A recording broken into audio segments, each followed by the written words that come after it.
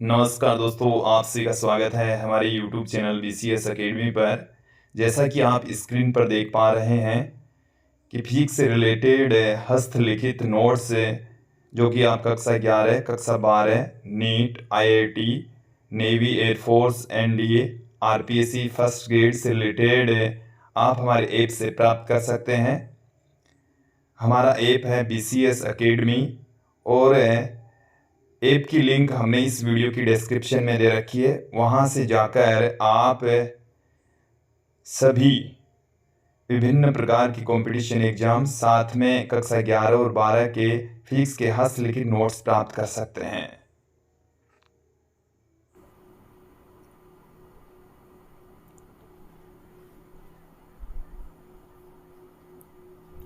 नमस्कार दोस्तों, आप सभी का स्वागत है हमारे YouTube चैनल BCS एकेडमी पर। और आज की इस वीडियो में हम नीट और IIT मेंस से रिलेटेड टॉपिक लेकर आए हैं। विद्यार्थियों, हम आपको बता दें कि जो नीट की परीक्षा होती है उसमें NCERT की जो पाठ्यपुस्तक है उसको बेस बनाकर पेपर तैयार किया जाता है। तो NCERT की पाठ्यपुस्तकों को आपको ज़्यादा से ज़्यादा प्रीफर करना है, सभी क्वेश्चंस निकालने हैं, लाइन टू लाइन आपको उसकी थ्योरी पढ़नी है, कॉन्सेप्ट समझने हैं। और हम जो वीडियो आपके लिए लेकर आते हैं ये NCERT पर बेस्ड ही वीडियो है, उन पर आधारित जो क्वेश्चंस हैं उसी टाइप के क्वेश्चंस हैं वो आपको हम करवाते हैं, समझाते हैं। विद्यार्थियों, कक्षा 11 की जो NCERT की पुस्तक है उसका चौथा चैप्टर है समतल में गति। इसको हम 7 वीडियो में समझने वाले हैं और आज हम समतल में गति का पहला वीडियो लेकर आए हैं। देखिए, हमने इससे ठीक पहले सरल रेखा में गति पढ़ी। उसमें जो पार्टिकल है वो एक ही दिशा में गति करता है, आगे पीछे ऊपर नीचे एक ही यदि दिशा में गति करता है तो उसको हमने सरल रेखा में गति में अध्ययन कर लिया था, पढ़ लिया था, समझ लिया था। और आज की इस वीडियो में हम और जो समतल में गति है इस टॉपिक में हम जो भी अध्ययन करेंगे उसमें जो पार्टिकल है वो किसी समतल में गति करेगा, एक तल के अंतर्गत वो उसका गति होगी।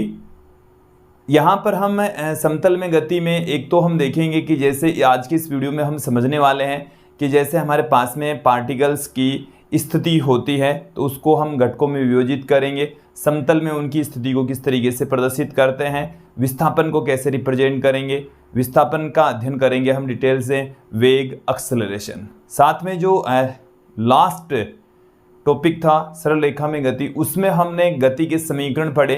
तो जो गति के समीकरण है वो समतल में किस तरीके से हो जाएंगे उनका अध्ययन भी आज के इस वीडियो में हम करने वाले हैं। समतल में गति की जो आगे की वीडियोज होंगे उन वीडियोज में हम प्रक्षेप्य गति देखने वाले हैं, क्षैतिज प्रक्षेप्य गति देखेंगे, साथ में हम सर्कुलर मोशन भी हम इसी समतल में गति में ही देखने वाले हैं। उसमें क्षैतिज और ऊर्ध्वाधर वृत्ताकार गति हम देखने वाले हैं। तो ये जो टॉपिक है वो काफ़ी महत्वपूर्ण टॉपिक है। बहुत सारी कॉन्सेप्ट हम यहाँ पर समझेंगे, बहुत सारे क्वेश्चंस यहाँ पर हम समझने वाले हैं। तो विद्यार्थियों, आप हमारे साथ में यूं ही बने रहिए और इस वीडियो को ज़्यादा से ज़्यादा शेयर करें, अपने फ्रेंड्स के साथ में शेयर करें, अपने क्लासमेट के साथ में ज़्यादा से ज़्यादा शेयर करें ताकि अधिक से अधिक स्टूडेंट्स इसका लाभ उठा सके। चलिए इसको स्टार्ट करते हैं। सबसे पहले इस वीडियो में हम बात करेंगे स्थिति सदिश की। देखिए, स्थिति सदिश को हम आर वेक्टर से व्यक्त करेंगे और किसी समतल में किसी स्थिति सदिश को कैसे व्यक्त किया जा सकता है। सबसे पहले हम क्या लेकर चलेंगे, स्थिति सदिश लेकर चलेंगे। स्थिति सदिश, तो देखिए विद्यार्थी इसे समझ लीजिए। स्थिति सदिश को हम आर वेक्टर से प्रदर्शित करते हैं और किसी भी पार्टिकल की स्थिति को व्यक्त करने के लिए हमें एक निर्देश तंत्र की आवश्यकता होती है। किसी भी कण पार्टिकल की स्थिति को व्यक्त करने के लिए हमें किसकी आवश्यकता है, एक निर्देश तंत्र की आवश्यकता है। और मैंने यहाँ पर आपको कार्टेशियन कोऑर्डिनेट सिस्टम दिखाया है, कार्तीय निर्देश तंत्र। और समतल में गति के लिए हम यहाँ पर दो ही एक्सिस लेते हैं। तो यहाँ पर यह है एक्स एक्सिस और यह है वाई एक्सिस। और इस एक्स वाई तल के अंदर कोई कण है वो बिंदु P पर मौजूद है, कोई कण है वो बिंदु P पर मौजूद है। इस बिंदु P के जो कोऑर्डिनेट हैं वो अक्स और y है। बिंदु P के कोऑर्डिनेट क्या है? अक्स और y। इस दोनों अक्षों का जो प्रतिच्छेद बिंदु है उसको हम मूल बिंदु कहते हैं, O से प्रदर्शित कर रहे हैं। तो मूल बिंदु से जो कण की स्थिति है उसको व्यक्त करने वाला जो सदिश होता है वही स्थिति सदिश होता है और उसी को ही हम r वेक्टर से प्रदर्शित करते हैं। तो स्थिति सदिश यहाँ पर है क्या हमारे पास में? देखिए मैं यहाँ पर आपको ज़्यादा थ्योरी पुट नहीं करवा रहा। स्थिति सदिश को हम r वेक्टर से पुट कर रहे हैं। अब ये जो r वेक्टर है इसको हम क्या लिख सकते हैं? आप देखेंगे कि बिंदु P पर पहुंचने के लिए आप अक्ष एक्सिस के ऊपर अक्ष दूरी चलिए। अक्ष एक्सिस के ऊपर कितनी दूरी चलनी है आपको? अक्ष दूरी। ये जो डिस्टेंस है वो है अक्ष और ये जो डिस्टेंस है वो कितनी है? y। ये डिस्टेंस y है तो यहाँ से इसको मिला दीजिए। ये कितनी है? y के इक्वल है। क्लियर? तो बिंदु P के जो कोऑर्डिनेट हैं यदि अक्ष और y है तो उसका सदिश r वेक्टर होगा। और इसे हम कैसे व्यक्त कर सकते हैं? क्योंकि ये जो अक्ष एक्सिस है ये इस डायरेक्शन में है और इस डायरेक्शन में जो एकांक सदिश होता है वो होता है i कैप। तो ये तो इस डायरेक्शन में जो सदिश हो गया वो अक्ष i कैप हो गया है और यहाँ से इस डायरेक्शन में जो सदिश है मतलब ये वाला सदिश ये है y j कैप। तो ये भी कितना हो जाएगा? y j कैप हो जाएगा। तो इन दोनों सदिशों का योग इस सदिश के बराबर होगा। आप त्रिभुज सदिश नियम से भी फाइंड आउट कर सकते हैं। देन यहाँ से r वेक्टर इक्वल टू क्या आ जाएगा? अक्ष i cap plus y j cap. तो ये किसी द्विविमीय निर्देश तंत्र में किसी पार्टिकल का स्थिति सदिश होता है। r वेक्टर इक्वल टू अक्ष i cap plus y j cap. इस तरीके से हम प्रदर्शित कर सकते हैं, दिखा सकते हैं विद्यार्थियों। मैं यहाँ पर बात करूँ कि स्थिति सदिश के परिमाण की, तो r सदिश का यदि हम परिमाण ज्ञात करना चाहें तो i कैप के गुणांक का वर्ग प्लस j कैप के गुणांक का वर्ग फिर उनका अंडर कर दीजिए तो ये r का परिमाण हमारे पास में आ जाएगा विद्यार्थियों। इसके पश्चात हम बात करेंगे यहाँ पर विस्थापन सदिश की। तो विस्थापन सदिश को किस तरीके से लिखा जा सकता है? देखिए विस्थापन है क्या? प्रारंभिक और अंतिम बिंदु के बीच की सीधी दूरी ही विस्थापन होती है। विस्थापन सदिश, और जो विस्थापन सदिश है उसको डेल्टा r वेक्टर से हम पुट करेंगे। विस्थापन सदिश को किससे लिखा जाएगा? डेल्टा r वेक्टर से लिखा जाएगा। मैं एक कार्टेशियन कोऑर्डिनेट सिस्टम ले लेता हूं और उसी से ही हम बेटर तरीके से समझने का प्रयास करेंगे। जैसे हमारे पास में जो पार्टिकल है उसकी प्रारंभिक स्थिति है बिंदु P पर। कण कहाँ मौजूद है? बिंदु P पर। और मूल बिंदु O से ये अक्ष एक्सिस है, ये y एक्सिस है और प्रारंभिक स्थिति कहाँ पर है कण की? बिंदु P पर मौजूद है जिसके कोऑर्डिनेट हैं x1 y1। x1 और y1 उसके कोऑर्डिनेट हैं। क्लियर हो जाना चाहिए यहाँ तक। फिर कण है वो बिंदु P से कहाँ चला जाता है? Q पर चला जाता है। P से कहाँ चला गया? Q पर चला गया। और इस Q के जो स्थिति सदिश हैं इसको तो मैं r1 वेक्टर से पुट कर दूं, इसको हम r2 वेक्टर से पुट कर दे। इसके जो कोऑर्डिनेट हैं वो x2 y2 है। एक बार इतना समझ लीजिए, बोर्ड पर फोकस कीजिए कि हमारे पास में यहाँ पर क्या है? एक कार्तीय निर्देश तंत्र है। हमने द्विविमीय कार्तीय निर्देश तंत्र लिया है। ये इसकी अक्ष एक्सिस है, ये y एक्सिस है और ये इसका मूल बिंदु है। इसमें हमने कोई पार्टिकल लिया है, वो पहले कहाँ पर है? प्रारंभिक स्थिति उसकी क्या है? P। अंतिम स्थिति उसकी क्या है? Q। P का जो कोऑर्डिनेट है वो जो स्थिति सदिश है उसको हम r1 वेक्टर से पुट कर देंगे। Q की स्थिति सदिश को हम r2 वेक्टर से पुट कर देंगे। P के कोऑर्डिनेट हैं x1 y1 और Q के कोऑर्डिनेट हैं x2 y2। क्लियर? अब जो विस्थापन होता है वो क्या होता है, प्रारंभिक बिंदु से अंतिम बिंदु के बीच की सीधी दूरी, ये है डेल्टा आर वेक्टर। ये क्या है, डेल्टा आर वेक्टर है विद्यार्थियों। तो यहां तक आपको समझ में आ जाना चाहिए। अब देखिए इसी डायग्राम को मैं थोड़ा सा और बेटर तरीके से आपको समझाता हूं कि यदि मैं यहां से इसके ऊपर लंब डालूं, यहां से इसके ऊपर लंब डालेंगे तो ये वाली जो डिस्टेंस है वो क्या है, x1। यहां से इसके ऊपर लंब डालेंगे तो ये वाली जो डिस्टेंस है वो कितनी है, y1, क्योंकि इसके निर्देशांक x1 y1 है। ओके, फिर इसी तरीके से इसके ऊपर मैं यदि लंब डाल दूं तो ये वाली जो डिस्टेंस है वो है x2, और यहाँ से इसके ऊपर भी लंब यदि हम डाल दें तो ये वाली जो डिस्टेंस है वो कितनी हो जाएगी, y2, क्योंकि इसके कोऑर्डिनेट क्या है, x2 y2। ओके, यहाँ तक समझ में आ जाना चाहिए।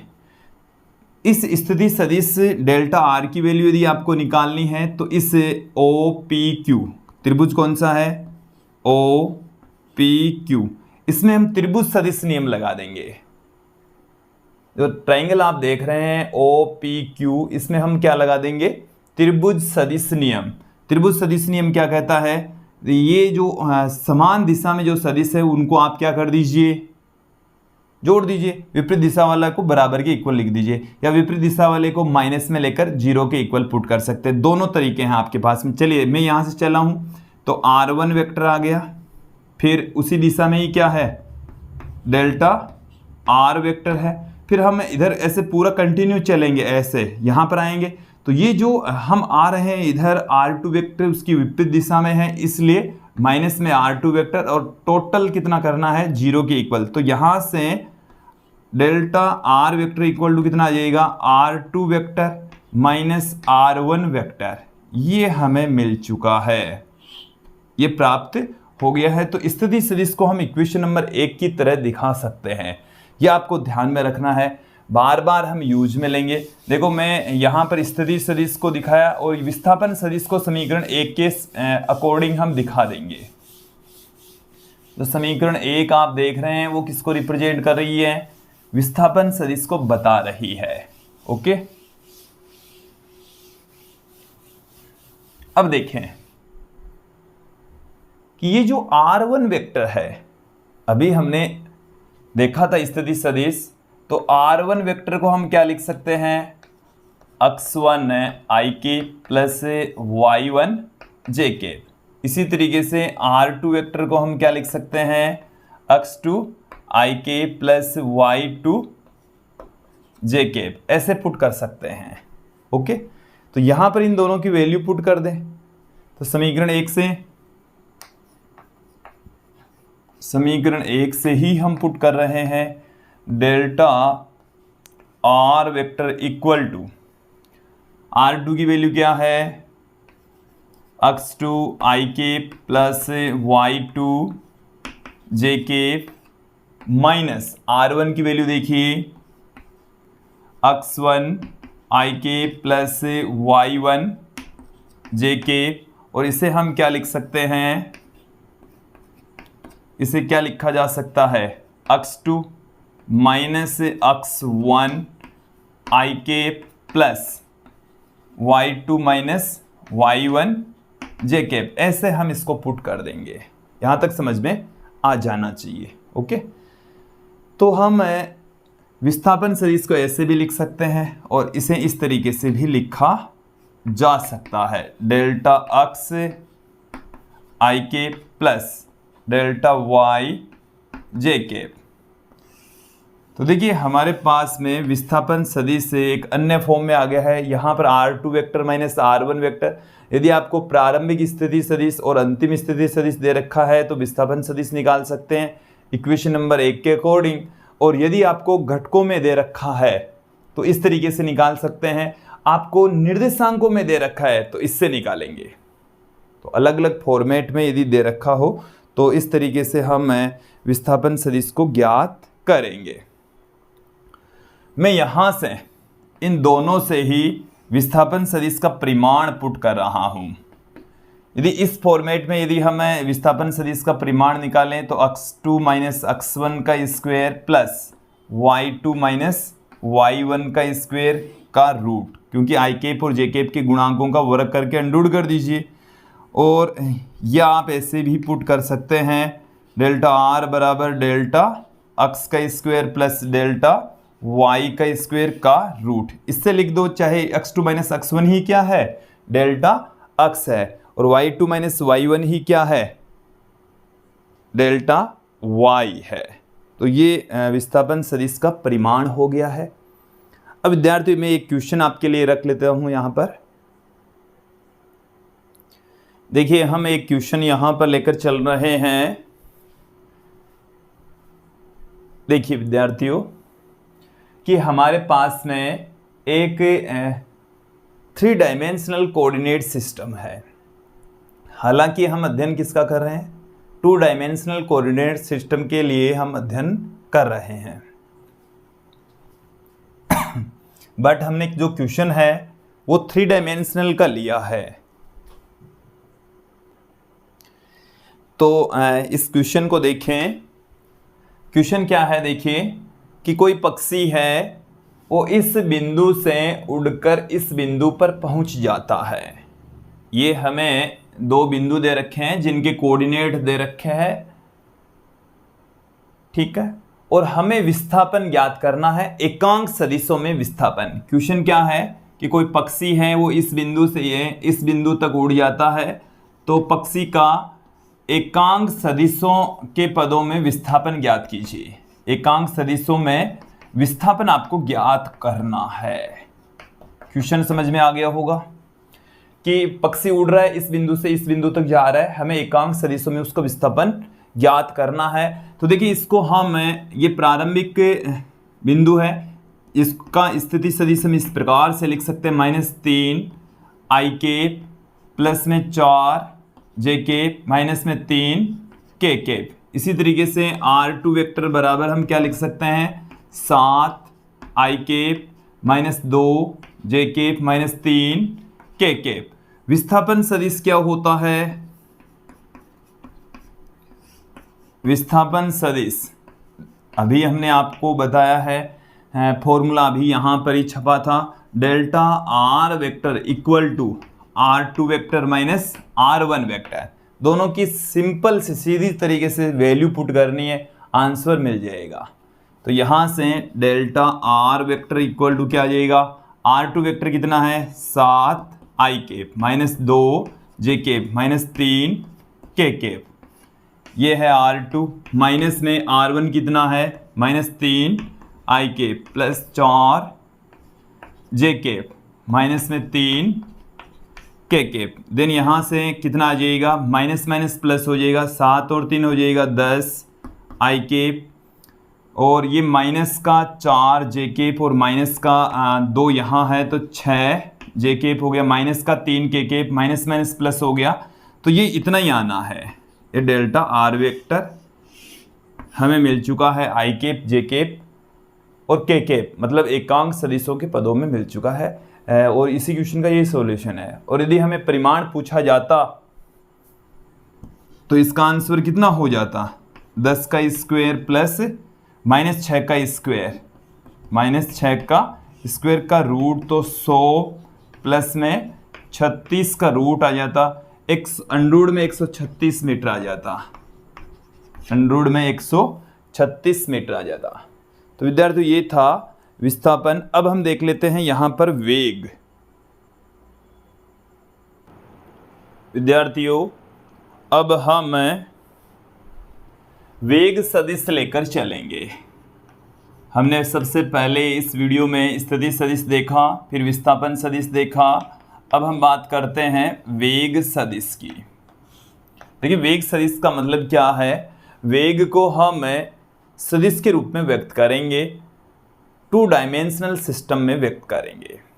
हम वेग जानते हैं कि विस्थापन में परिवर्तन की दर, जो विस्थापन में परिवर्तन की दर क्या कहलाती है, वेग कहलाती है, या विस्थापन और समय का जो अनुपात होता है उसको हम क्या कहते हैं, वेग कहते हैं। तो डेफिनेशन क्या है, विस्थापन में परिवर्तन की दर, विस्थापन में परिवर्तन की दर क्या कहलाती है? वेग कहलाती है। और विस्थापन सदिश और समय का जो अनुपात है वो वेग सदिश होता है। क्या होता है? वेग सदिश। चलिए देखिए, जो वेग सदिश है उसे किस तरीके से व्यक्त करेंगे? v वेक्टर बराबर विस्थापन सदिश, विस्थापन सदिश। तो विस्थापन सदिश को हमने अभी देखा कि डेल्टा r वेक्टर से पुट करते हैं अपॉन विस्थापन को तय करने में लगा समय, उसे हम डेल्टा t से व्यक्त करते हैं। क्लियर? तो देखिए v वेक्टर बराबर हमें क्या मिल चुका है? Delta r vector upon delta t। ये वेग सदिश का एक सूत्र आ चुका है, फॉर्मूला आ चुका है। इसे हम दूसरे रूप में भी लिख सकते हैं, v वेक्टर इक्वल टू, क्योंकि जो डेल्टा r वेक्टर है इसे हम delta x i cap plus delta y j cap की फॉर्म में पुट कर सकते हैं। देन यहाँ से क्या लिखा जा सकता है?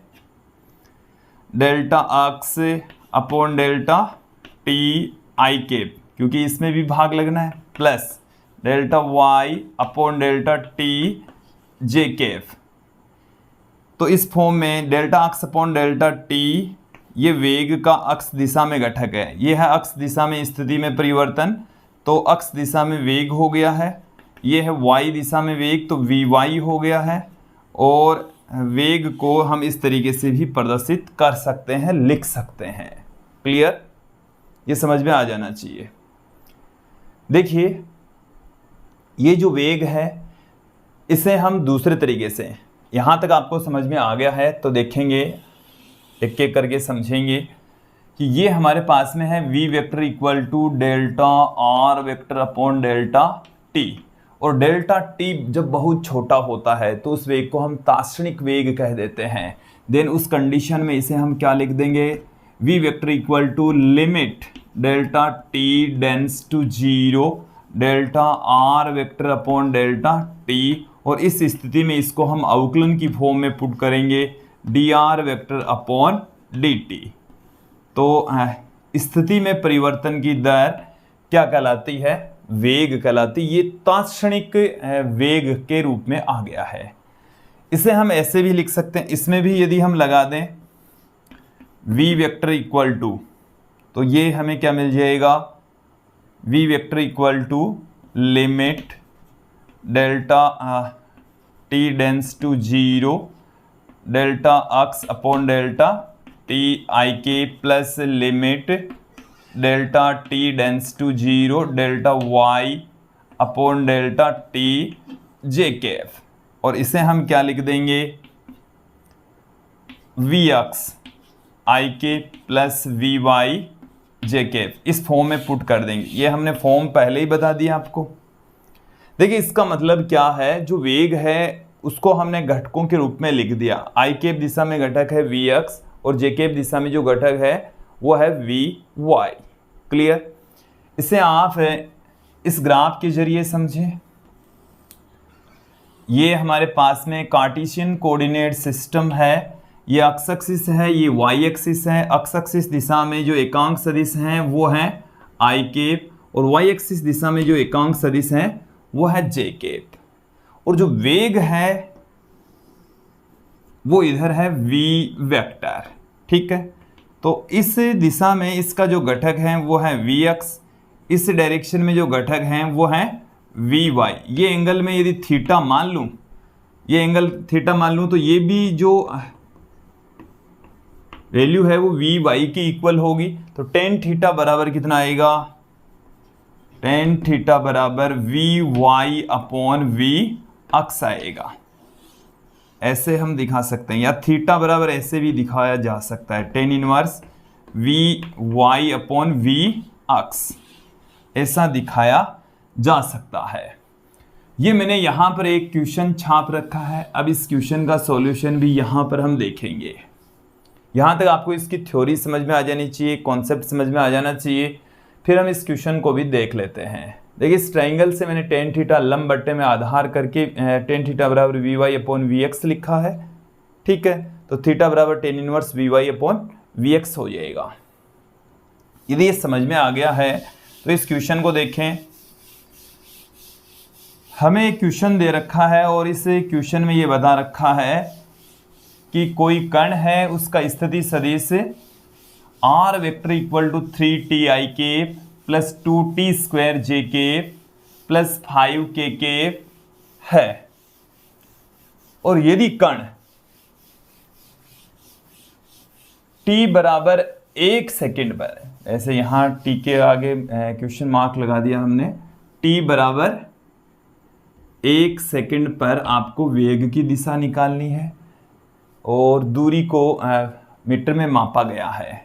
चलिए देखिए, आर वेक्टर हमें दे रखा है 3t आई के प्लस 2t स्क्वायर जे के प्लस 5k के, ये हमें दे रखा है।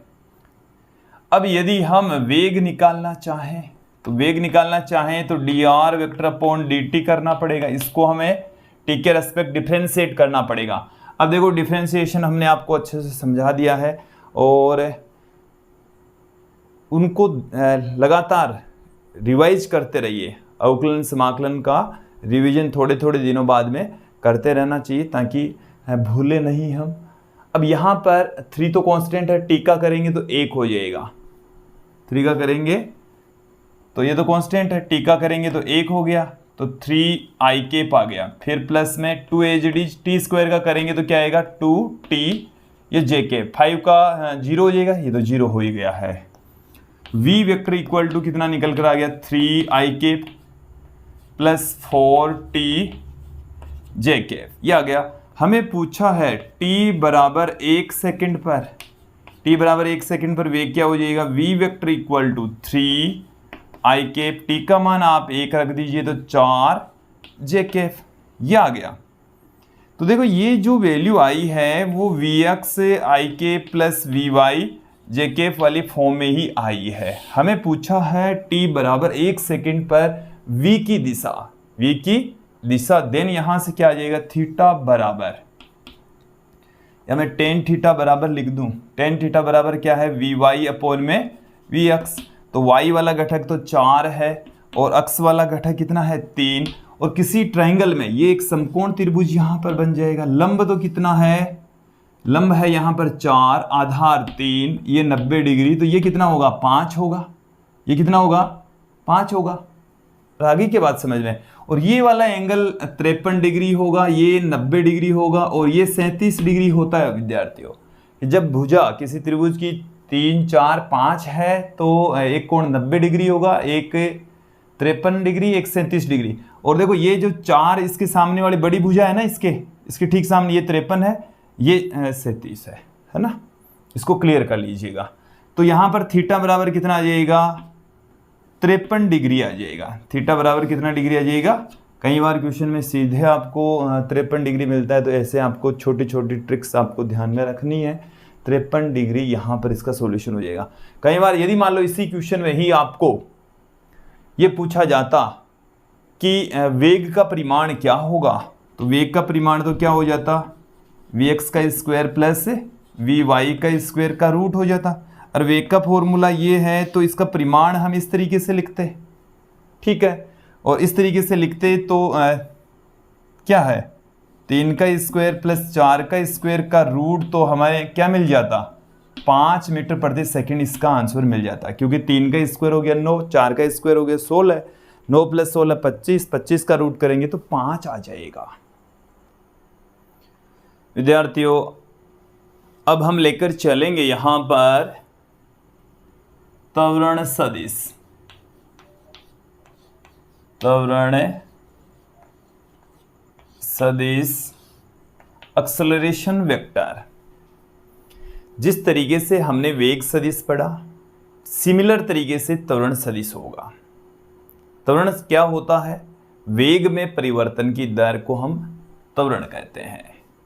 क्या है, वेग में परिवर्तन की दर, वेग में परिवर्तन की दर त्वरण कहलाती है। त्वरण सदिश हो जाएगा वेग सदिश और समय के अनुपात के इक्वल। देन यहां से हम क्या लिख दें, त्वरण सदिश और त्वरण एक ही है। ए वेक्टर इक्वल टू वेग सदिश जिसको हम वी वेक्टर से पुट कर रहे हैं अपॉन समय को किससे लिखा जा रहा है, टी से। तो देखिए विद्यार्थियों, इसे हम क्या लिख दें, वेग हमारे पास में क्या है, वी वेक्टर बराबर है वी एक्स आई के प्लस वी वाई जे कैफ, यही है। इसे हम ऐसे भी लिख सकते हैं, वेग में परिवर्तन तो अक्ष दिशा वाला जो वेग है उसमें भी परिवर्तन होगा, वाई दिशा वाले वेग में भी परिवर्तन होगा। इसे हम डेल्टा टी से यदि डिवाइड कर दें, देन क्या आ जाएगा, डेल्टा वी वेक्टर अपॉन में डेल्टा टी बराबर delta V x upon delta T I के plus delta V Y upon में डेल्टा टी जे कैफ। और ये जो वैल्यू है इसको हम एक्सेलरेशन कह सकते हैं। क्लियर? इसे भी क्या लिखा जा सकता है, एक्सेलरेशन वेग। तो देखिए यदि हम जो समय है वो यदि अति अल्प लेकर चलें, बहुत छोटा समय लेकर चलें, तो देखो ये यदि एक्सेलरेशन है, ए वेक्टर है, तो ये क्या है, अक्ष दिशा में एक्सेलरेशन आई केप, ये है वाई दिशा में वेग में परिवर्तन, मतलब ए वाई जे केप। तो यहाँ इस तरीके से आप चाहे तो सीधा लिख दीजिए, चाहे या इसको देखो हम क्या लिख सकते हैं, ए वेक्टर बराबर limit delta T tends to 0 delta V x upon delta T I के plus limit delta T tends to 0 delta V Y upon delta T J cap, ऐसा लिखा जा सकता है। क्लियर? अब देखो जब समय बहुत छोटा होता है तो इसे हम क्या लिख सकते हैं, d v x upon d t, v x upon d t, इसी तरीके से d v Y upon d t, और इसे हम क्या पुट कर दें, ए एक्स लिख दें, वही आ गया है। तो वेग की भांति जो एक्सेलरेशन है उसको भी हम घटकों में इस तरीके से व्यक्त कर देंगे, A vector equal to A X आई के प्लस ए वाई जे के। यहाँ पर आप देखें यदि इसका परिमाण लिखें तो अक्ष केप आई केप दिशा में या अक्ष एक्सिस दिशा में आई केप के गुणांक का वर्ग जे केप के गुणांक का वर्ग अंडूड कर दीजिए। और यदि यहाँ पर आप दिशा निकालना चाहें कि एक्सेलरेशन की जो डायरेक्शन है वो क्या होगी, तो टेन थीटा बराबर ए वाई अपॉन में ए एक्स आएगा। ठीक है, यहाँ से आप फाइंड आउट कर सकते हैं। अब मैं थोड़ी सी यहाँ पर चर्चा करता हूँ, जो गति के समीकरण है उनको भी हम घटकों के रूप में वियोजित कर सकते हैं, तो कैसे लिखे जा सकते हैं चलिए देखेंगे। यहाँ पर गति के समीकरण, गति का पहला जो समीकरण है v बराबर u प्लस ए टी, यही होता है। v बराबर क्या होता है, u प्लस ए टी। इसको सदिश रूप में इस तरीके से व्यक्त कर सकते हैं, v vector equal to u vector plus a vector t। यदि इसको घटकों के रूप में लिखें, क्योंकि v वेक्टर तो क्या लिखा जा सकता है, वी एक्स आई के प्लस वी वाई जे केप। यू एक्स क्या लिखा जा सकता है, प्रारंभिक वेग यू एक्स आई के plus u i j cap. इसी तरीके से एक्सेलरेशन को क्या लिख सकते हैं, चलिए मैं एक बार लिख ही देता हूं, वी एक्स आई के प्लस वी वाई जे केप, ये मैंने v को लिख दिया। u को हम क्या लिख सकते हैं, यू एक्स आई के plus u i j cap, ये मैंने u को लिख दिया। फिर प्लस में ए एक्स आई के plus a Y J cap into में t। अब यदि यहाँ से दोनों तरफ से आई केप जे केप और के केप तो है ही नहीं, आई केप और के केप जे केप के गुणांकों की तुलना करें तो वी एक्स बराबर आ जाएगा u x plus a x t. इसी तरीके से वी वाई बराबर आ जाएगा u y plus a y t. ठीक है, ये आ जाएगा। तो गति के प्रथम समीकरण को घटकों के रूप में ऐसे हम पुट कर सकते हैं। अब मैं देखिए गति का जो दूसरा समीकरण है उसको भी सिमिलर तरीके से घटकों में व्यक्त करूंगा। कैसे लिख सकते हैं हम? S बराबर होता है U T plus half A T square. ये तो हमारे पास में गति का समीकरण लास्ट चैप्टर में हमने पढ़ लिया था, समझ लिया था। अब इसको हम सदिश के रूप में व्यक्त करें, देन यहां से इसको क्या लिख सकते हैं? ये तो विस्थापन हो गया, तो r vector minus r zero vector बराबर u vector t plus half a vector t square, ऐसे लिखा जा सकता है। क्लियर? यहां तक समझ में आ जाना चाहिए। अब मैं यदि घटकों में वियोजित करूं तो अक्ष दिशा में घटक क्या हो जाएगा? अक्ष दिशा में इसको हम लिख देंगे अक्ष माइनस अक्ष जीरो इक्वल टू यू अक्ष टी प्लस हाफ ए एक्स टी स्क्वायर। इसी तरीके से y दिशा में क्या हो जाएगा? देखिए बहुत सारे न्यूमेरिकल क्वेश्चन जब हम सॉल्व करेंगे तो जो गति के समीकरण है उनको हम घटकों में वियोजित करके उनका मान निकालेंगे, वैल्यू फाइंड आउट करेंगे। तो u y t plus half a y t square. तो ये आ गया है हमारे पास में गति के दूसरे समीकरण का घटकों में वियोजन। ये है गति के पहले समीकरण का घटकों में वियोजन। तो ये हमने पहले और दूसरे समीकरण को घटकों में वियोजित करना आपको बता दिया है। एक क्वेश्चन देखेंगे, उससे हम इसको बेटर तरीके से समझ लेंगे।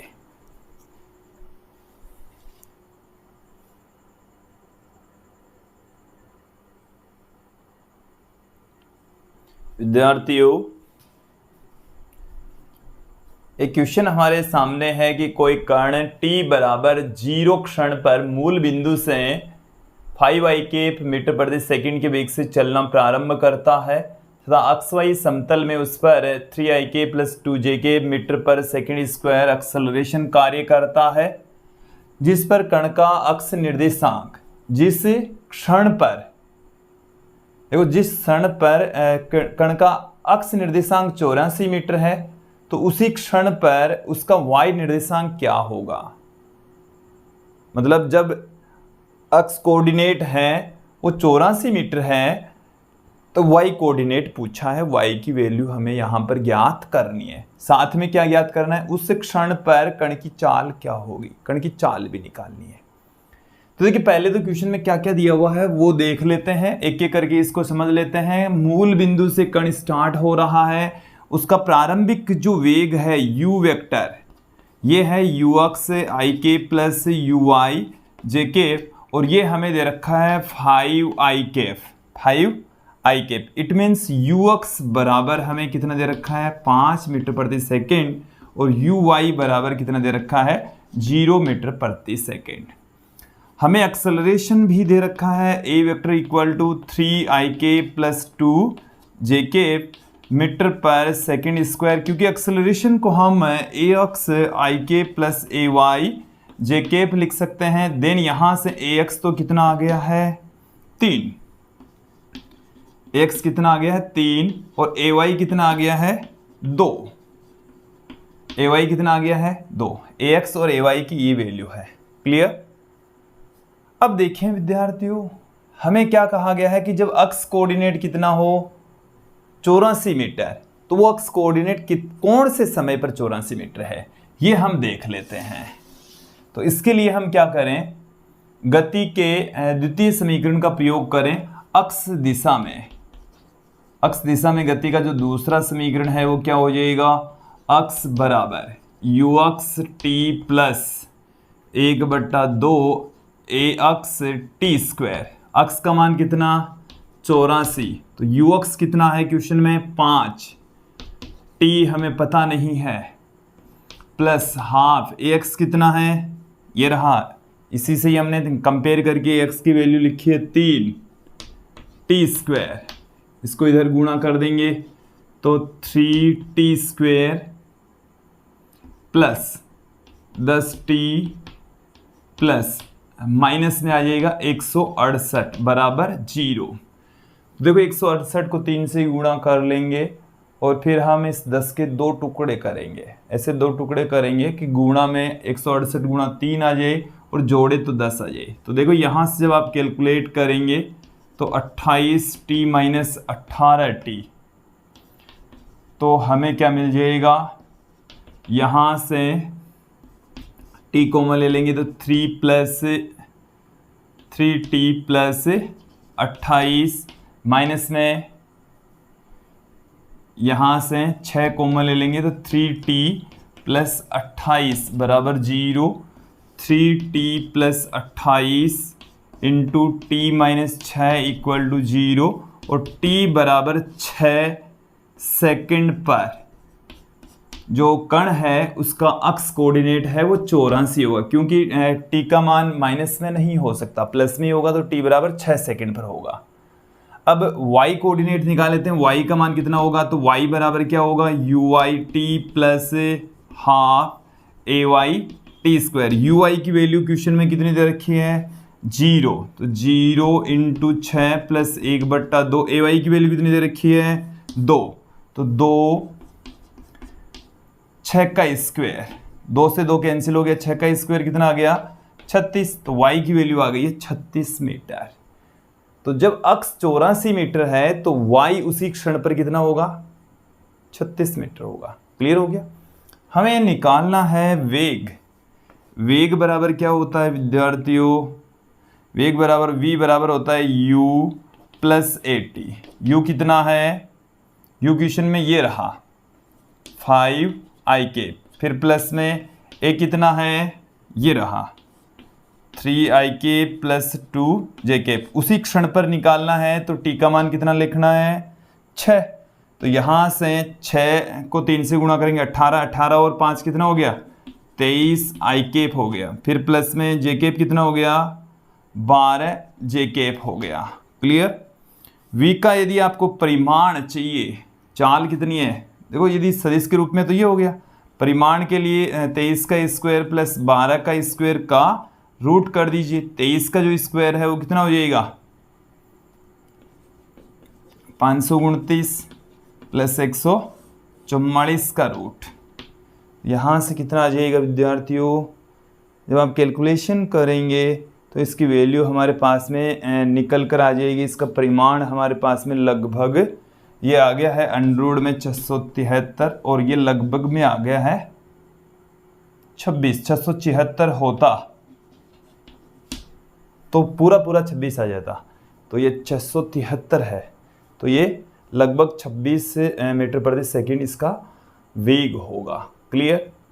तो विद्यार्थियों ये था आज का हमारा टॉपिक, जिसमें हमने स्थिति सदिश क्या होता है, वेग सदिश, एक्सेलरेशन और जो गति के समीकरण है उनको घटकों में विभाजित करके आपको समझाया, उन पर आधारित क्वेश्चंस देखें।